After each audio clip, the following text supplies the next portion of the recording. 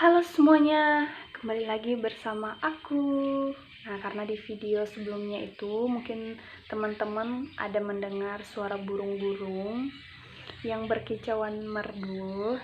Dan kali ini aku buat videonya di kamar. Walaupun suara burungnya masih terdengar, tetapi semoga tidak mengganggu dan teman-teman masih bisa dengar suara aku. Nah, kali ini aku akan bahas mengenai otonomi daerah. Mungkin di antara teman-teman itu udah nggak asing, bahkan udah ada yang tahu apa itu otonomi daerah, dan ada yang sudah terlibat dalam pemerintahan daerah, tapi nggak apa-apa. Buat teman-teman, jika ada yang kurang dari pembahasan aku ini, bisa komen, kita diskusi di kolom komentar, dan teman-teman juga bisa menambahkan apa yang kurang dari pembahasan aku. Dan sebelum aku mulai, jangan lupa teman-teman subscribe channel aku, like video ini, dan teman-teman juga bisa komentar aku harus bahas apa di video selanjutnya.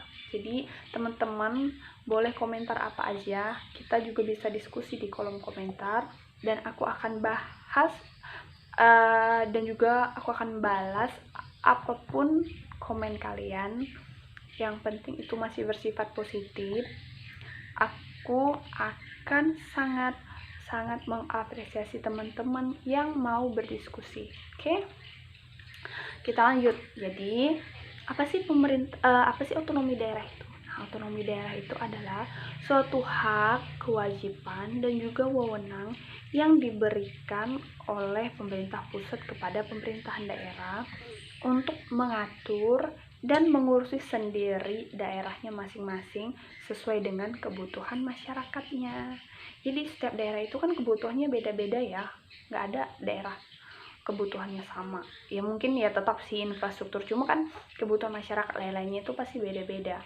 Jadi adanya otonomi daerah ini ya gunanya untuk mengetahui apa sih yang dibutuhkan oleh daerah ini, apa aja yang udah terrealisasi, apa saja yang kurang, dan apa saja yang harus dibangun deh untuk menopang pembangunan dan kesejahteraan masyarakat yang ada di daerah tersebut.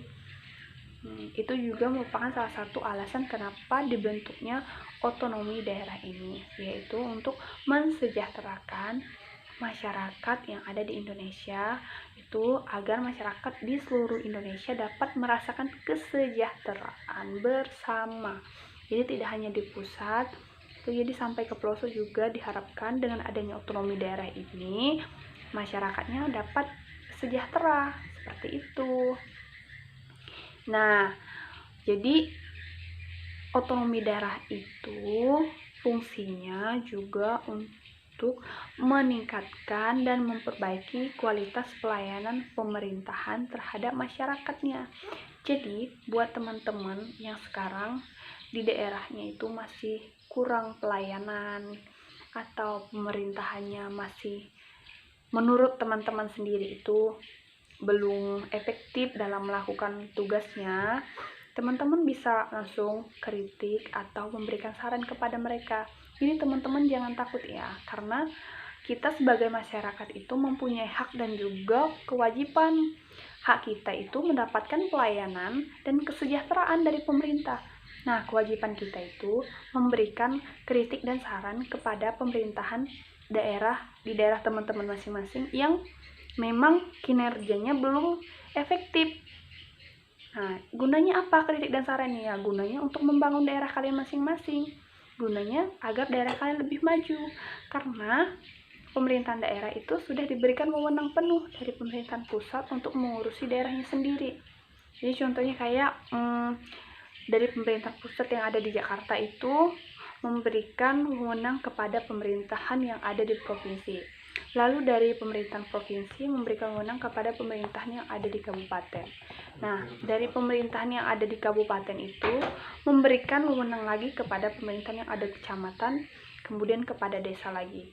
Kayak itu urutannya. Jadi dari desa, dari kecamatan juga setiap tahunnya itu memberikan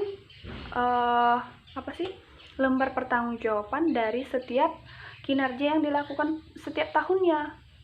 Nah, jadi dari pemerintahan daerah itu kemudian menyerahkannya kepada pemerintahan pusat untuk dievaluasi dan agar pemerintahan pusat dapat tetap mengontrol pemerintahan daerah. Jadi kayak gitu teman-teman sistemnya. Jadi buat teman-teman yang di daerahnya itu merasa tidak ada pembangunan, tidak ada perkembangan, bahkan tidak ada perubahan sama sekali, teman-teman jangan sungkan, langsung aja datang ke, seandainya ke kantor camat atau ke kantor desanya, tanya, Pak, apa sih visi misi, bukan visi misi sih, apa sih program kerja yang dilakukan pemerintahan daerah kita selama 1 tahun ini, atau selama 1 bulan ke depan, atau selama beberapa tahun yang akan datang. Itu kan seharusnya dari pemerintahan daerah itu udah ada ya. Nah, kayak gitu. Dan seperti yang kemarin itu gencar-gencarnya dibahas di daerah aku sendiri, di kecamatan aku ya, itu tentang pemberian bantuan BLT. Nah, itu kan banyak masyarakat yang mengeluh karena merasa tidak adil, merasa tidak ada keterbukaan informasi. Kayak contohnya, ada yang dapat bantuan tapi kok kenyataannya dia mampu, yang tidak mampu kok malah tidak dapat, kayak gitu. Nah, sebenarnya kalian tuh punya hak penuh untuk bertanya kepada mereka yang ngurus, kok kayak gini, kenapa begini, coba saya bolehkah saya melihat datanya. Kan namanya juga keterbukaan informasi ya, jadi tidak, sebenarnya pemerintahan itu tidak boleh nutupi data-data orang-orang yang dapat, kayak gitu. Dan kita juga berhak mendapatkan penjelasan dari mereka kenapa ini bisa terjadi seperti ini. Dan juga buat pemerintahan daerah itu wajib memberikan keterbukaan informasi kepada masyarakatnya, karena itu adalah tugas pokok mereka, yaitu melakukan pelayanan yang lebih baik agar masyarakatnya lebih sejahtera. Jadi apapun program kerja dari pemerintah daerah itu harus diberitahukan kepada masyarakat. Seperti hal kecil lah, estimasi biaya pembangunan, entah pembangunan apapun itu, mau itu pembangunan jalan, pembangunan suatu kantor dinas, pembangunan sekolah, pembangunan puskesmas, pembangunan koperasi, atau apapun itu yang berhubungan dengan daerah. Nah, itu tuh harus dipaparkan kepada masyarakat. Masyarakat itu harus tahu. Tapi kalau saya pribadi sih melihat di kecamatan saya gitu, pemerintahan daerahnya sudah lumayan baik, karena itu keterbukaan estimasi biaya itu udah sangat jelas dari tahun kemarin tuh ada dicantumkan kayak gitu. Jadi masyarakat itu bisa melihat, oh, kegunaan uangnya segini, kegunaan uangnya segini. Namun memang tidak ada pemerintahan yang sempurna, pasti selalu ada kekurangan. Kembali lagi kepada masyarakatnya sendiri, melihatnya bagaimana dari pandangan masyarakat itu, seperti apa pemerintahan kita di daerah kita masing-masing.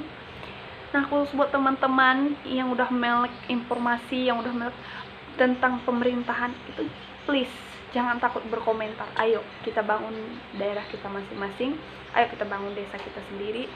Jangan biarkan desa kita tetap terpuruk tanpa adanya suatu perubahan. Dan kalau bisa ya, teman-teman bisa masuk ke dalam pemerintahan itu. Apalagi teman-teman yang udah benar-benar di bidangnya, mungkin bisa kerja di pemerintahan daerah atau apa, terus bisa nyampaikan aspirasinya terhadap rakyat, terhadap masyarakat, apa yang dibutuhkan. Jadi kayak gitu teman-teman.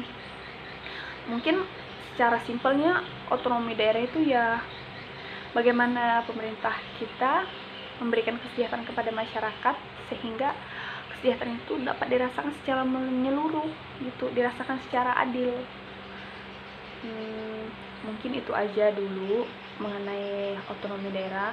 Jika ada hal-hal yang mau teman-teman tanyakan atau yang mungkin kurang penjelasan dari aku, mau teman-teman tambahkan, teman-teman bisa langsung komen di kolom komentar, apapun itu atau gimana pun itu boleh.